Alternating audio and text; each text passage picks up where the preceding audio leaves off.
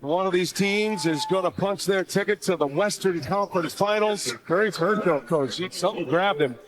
He did a great job of helping us build a comfortable enough lead. Meanwhile, the Timberwolves just can't buy a basket. It starts with Anthony. He struggled early, and then you could just kind of see the light go out. The Warriors take down the Minnesota Timberwolves minus Stephen Curry here in Game 1 tonight.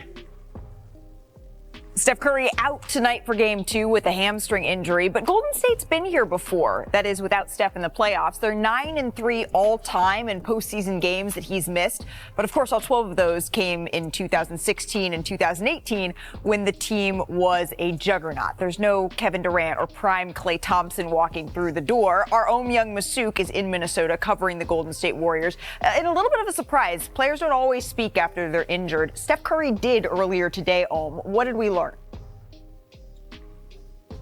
Malika, Stephen Curry said this morning that he isn't sure how long it will take him to recover from his grade 1 strained left hamstring because he's never had a hamstring injury before. Curry knows he has to be careful that he cannot rush back. He said he understands that hamstring injuries can be tricky and how it can fool you into thinking you're ready to return. Curry, though, talked about how Game 1 shows that the Warriors might be able to give him enough time to recover. No, they talked to me, which is the great vibe in our locker room in terms of, them trying to hold the fort down. We have a lot of confidence that we can, still win the series and, gotta step up no matter how it looks. And it's obviously a situation where you want to think positively and optimistically that, we can win games and buy me some time to get back. They understand the task. We all are in it together, and I love the feedback I got from my guys of understanding what the challenge is. I asked Steph, what is the bar that he has to clear before returning? Curry said he didn't know because this is the first time he's been dealing with a hamstring injury. He's been out in the playoffs before due to injury, but he's 37 now, and he called this a gut punch because he doesn't know how many more opportunities he will have for a deep playoff run. Yeah, absolutely. When I was speaking with Steph earlier this year, he says that he doesn't know when the end of the road is going to be, but he knows he's closer to it than to the starting point. And this Golden State Warriors team, the all-time greats, they get up for these sorts of opportunities. We really appreciate the reporting. The Stephless Warriors, they're going to be put to the test tonight. And I know who we should call with the answers to that test. There's no one who is better at breaking down tape than Shanae. Roll the tape. Oh, snap. This is my sister squad. I have something up my sleeve. Big Cali energy here at the Intuit Dome. We have a big cheat sheet on the Jumbotron. The biggest cheat sheet ever. Look at that finish. Turnaround 360. She has been balling. They ain't settling. Texas stays winning.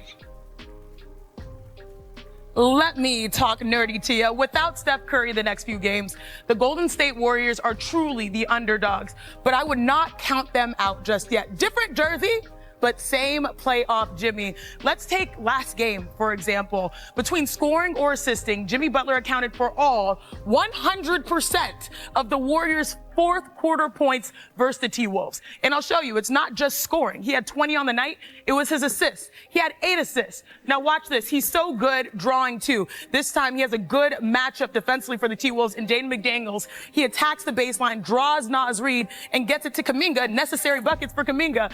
Again, on this possession, it's Naz guarding him, which means he's going to try to go off the dribble and draw 2. This time from the top of the key, he has great vision, finds GP2. I think he had 2 threes on the night. So he was straight up facilitating. And this last play right here, I love this because this is a double drag screen across the top of the key for him to score. Naz is low, but it doesn't matter. He's going to draw him out. Anytime a player draws out, that means he's going to attack. Great vision to Buddy Hield to be able to knock down the 3. So it's not just scoring, it's assisting, and he will have to do that all in his bag. Now, Jimmy has been a huge boost in the Warriors' biggest weakness, the non-Steph minutes. They have outscored their opponents by 97 points when Steph was on the bench and Jimmy was on the floor.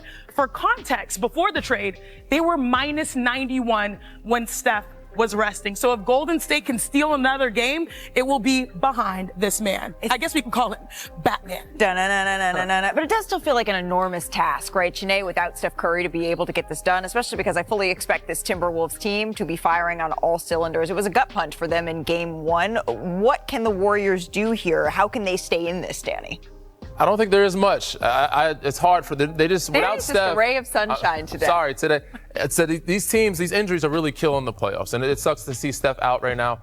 But the Warriors team, Jimmy is a great player, and he can turn it up a notch. But this Minnesota team is no slouch either. You saw what they did against the Lakers. When Ant-Man's playing, I don't see them shooting that poorly again. They're going to shoot better. And for Golden State to win a game, they have to win 1 out of 3. They have to play extremely well, all hands on deck. From Pat Spencer to Kuminga to anybody else who comes off that bench, they have to score. And Gary Payton II, everybody has to give a huge boost, and I just don't see that happen. I feel like if we're making this bite-sized, Perk, the Warriors, they just have to win 1 out of their next 4 games. That would make it a 2-2 series. How can they achieve that? Well, first of all, I love bite size. So how big are your bites?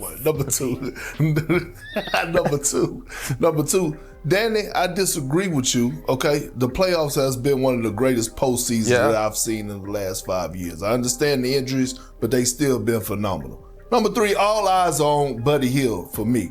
Is he averaging, 27 points over the last 2 games? Yes. Now all of a sudden the third defender who's been guarding him because you are playing alongside Steph and Jimmy, now you get the primary defender, which is going to be Jaden McDaniels. 6'9", long arms, can scratch his ankles while standing straight up. That's the defender that you're going to get. Can you still get that 20 plus or even 20 plus points with a game plan around you? That's what I'm going to be looking at, because if they're going to win a game while Steph is out, yes, Jimmy, the point forward, playoff Jimmy, he has to come alive, but he got to have a Robin. Right now, that Robin has to be Buddy Hield when you're looking at it from a scoring standpoint. And to answer your question, Perk, the answer is no. I just don't see him doing that. With the primary defender like Jaden McDaniels on him, he might have one decent night, but 27 a night, it's not happening. And I think it's also hard when you think, okay, will Draymond Green shoot better?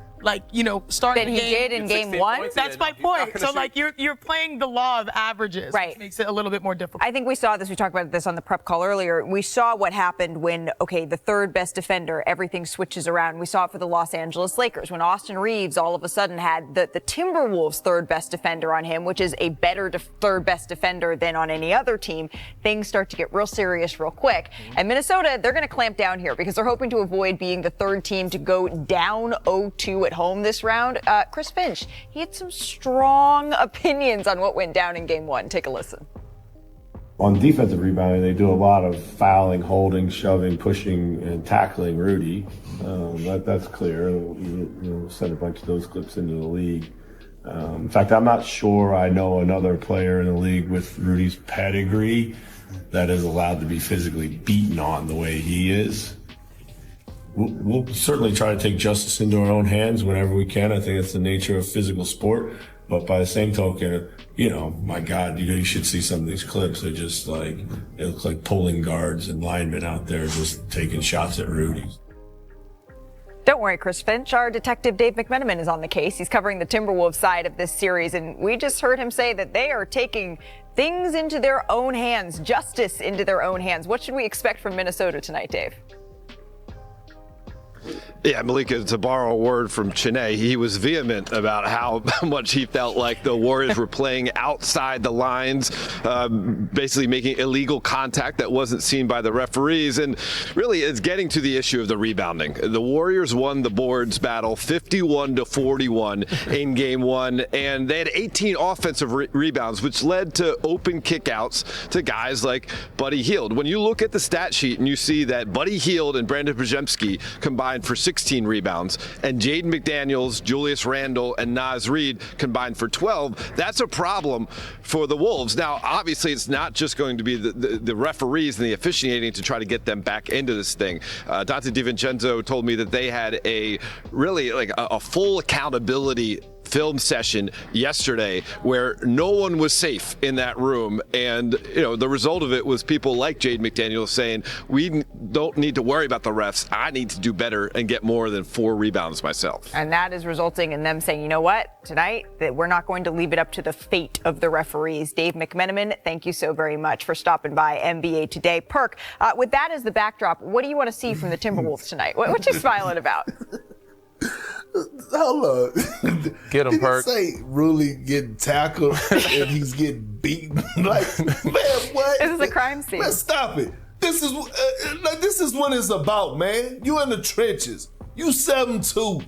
You down there battling. They disrespecting you. They putting smaller guards on you. Get them elbows up. You know what I mean? All it takes is one through the chin, a shoulder in the chin that stops all that. Get physical with them. What else you supposed to do? You know what they teach in film room when you get in the postseason and your big goes to help, or you have a smaller guy on the big? They teach you, they say, get into the fight. Get into his legs. By no means should he be able to get a rebound. You better box out. You better do everything that you need to do. All bets are off. You at war right now. What is Coach Finch talking about? He tripping. Perk, cool booty for a second, okay? Don't we know as post players? It's warm. Thank you. Don't we know as post players? This is what Coach Finch to me is talking about. As post players, when you have a defender that is smaller, they get away with much more, right? So like they start punching your side, they hold you, like they grab your arms. That's what he's talking about, not necessarily, like, oh, my guy's getting manhandled. I think the advantage that the Warriors have is when you play small ball, you get away with more. But this is where I would say on Rudy Gobert. Like, this is my guy. I appreciate all that he's done, but when you are finesse at the rim, when you're not dunking, when you're not playing with force, you don't get the benefit of finesse, like those types of calls.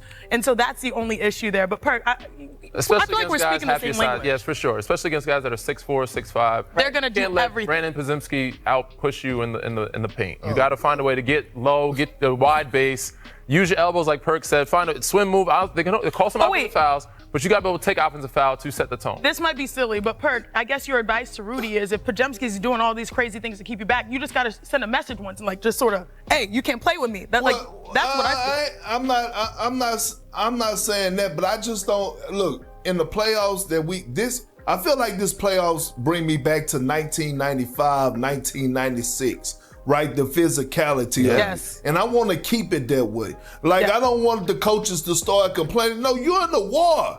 You're in the war, Rudy. Like, all it takes is one. Take them up with you. I think quit going up so gingerly, man. They don't snatch the screws out the damn rim. Go up jiggly? Gingerly. Oh, gingerly. I didn't go up jiggly. Go up gingerly. The one player that is going to need to set the tone, and Chris Finch called him out after last game, is Anthony Edwards. Of course, part of it is Rudy Gobert, absolutely, and what he does anchoring their defense in particular. But Anthony Edwards, he really struggled shooting the ball in game 1, Shanae. What are you expecting from him? The competitive factor. Like every time we tuned into the playoffs last year and this year, apart from game 1, we knew that he was going to will his team to win. And I don't think that fight was there, and that's why he was calling him out. And Ant can handle it. Again, this is the guy who led the NBA in made threes, and I think that was strategically because he knows that the mid-range is a little bit more difficult to manage. But he also, as long as he's been in the NBA, has captivated our hearts and minds because of how he attacks the basket. Absolutely. When's the last time we've seen, maybe apart from the Lakers, I mean, that was not too long ago, like one of those sensational plays that gets everyone up out of the arena? Like, those are the types of things that gets his teammates going. And I think that was like game 2 when they took a loss. It's been a while since we've. But I expect to see an aggressive Anthony Edwards. He needs to get to the basket more, get to the free throw line more, stop settling for threes. And get his, because the team's not shooting well from the perimeter. So I expect him to come out with some anger, some aggression, and just have him be in a force like he normally is in the first series, like he was against the Lakers. And we started to see a little bit of that in the fourth quarter. It was just too little too late. So he needs to continue that acceleration that we saw. What's your favorite team? Comment below, and if you liked the video, please leave a like. This really helps the channel grow and brings you even more content. Oh, and if you're not subscribed yet, what are you waiting for? Click the subscribe button and activate the bell to receive all notifications.